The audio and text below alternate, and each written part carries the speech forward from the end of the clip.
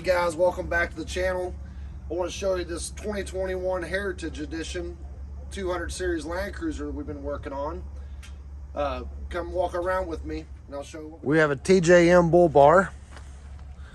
Behind that's a come up winch. And we build a custom mount to mount the solenoid box.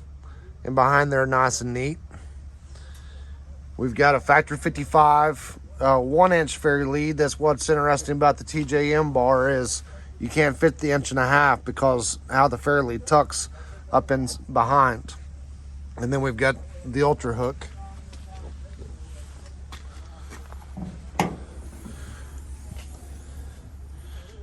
Just for getting to the controller, it's an easy grab right there.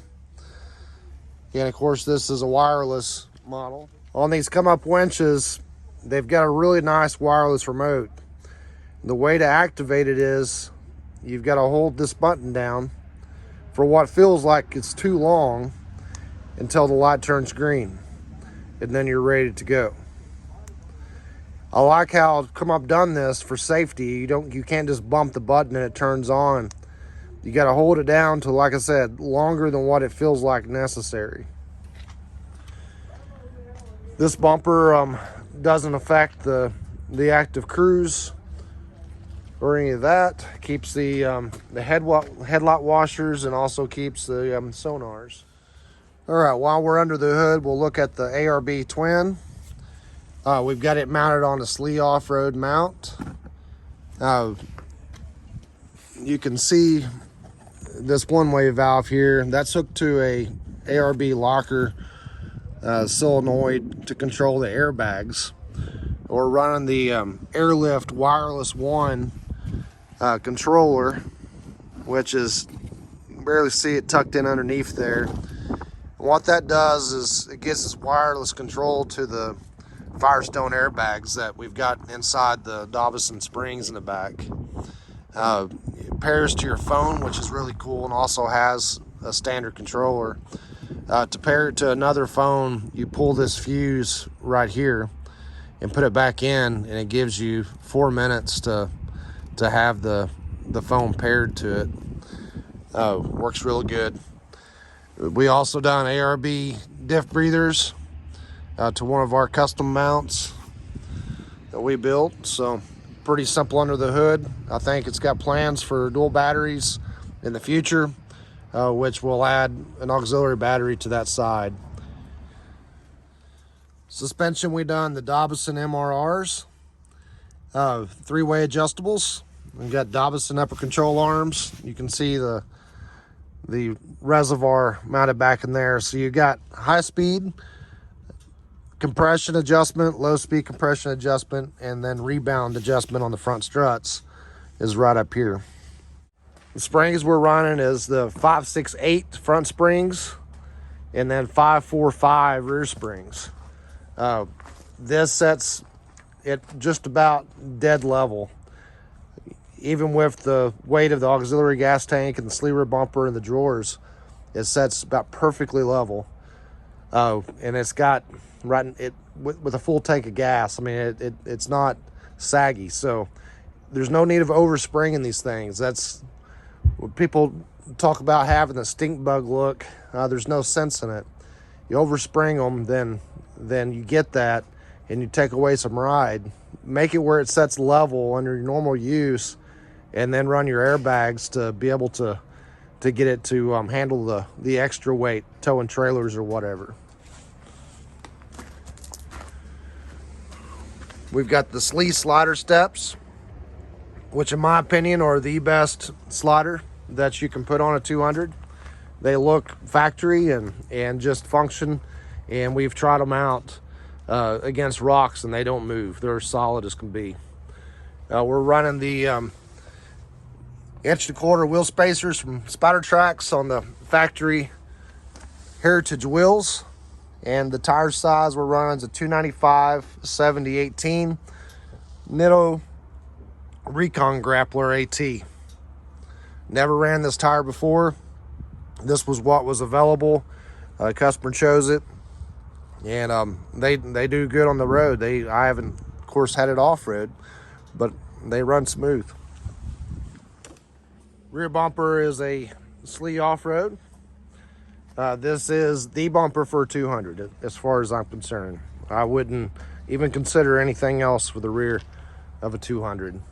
They're so simple to use and work really well. It's literally a one-handed latch setup to put it back in. So you've got that. You lift those pins up, bring it out. You can see I did it with one hand, no issue. Christo, him and his team, they really done a good job on keeping rattles down. It does not rattle one bit. It's got some rigid flush mount backup lamps that work really well. And then also you got brake lights and turn signals and tail lights also built into the bumper.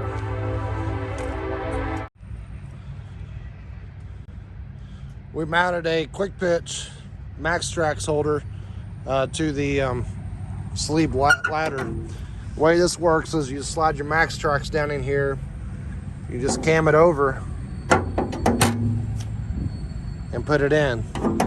So you can move it out to the outer holes and you can mount 4 max trax.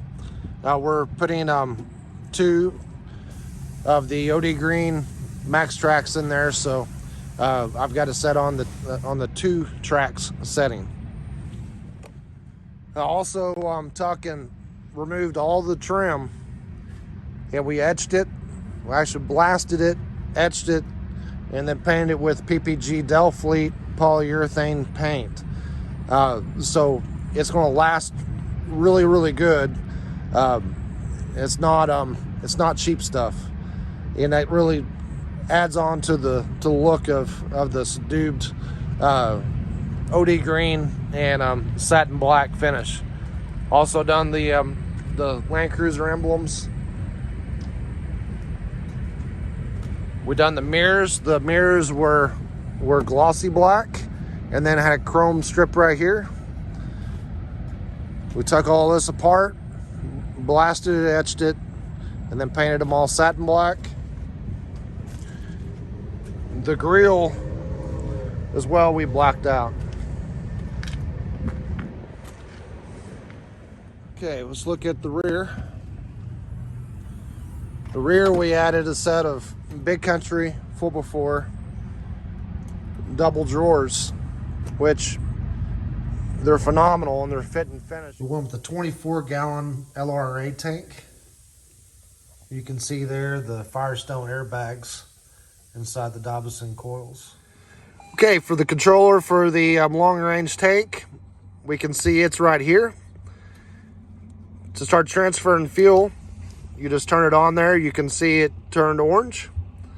Whenever it becomes empty, it'll turn red right down here on this indicator. It'll still be orange up here until it kicks off or you turn it off.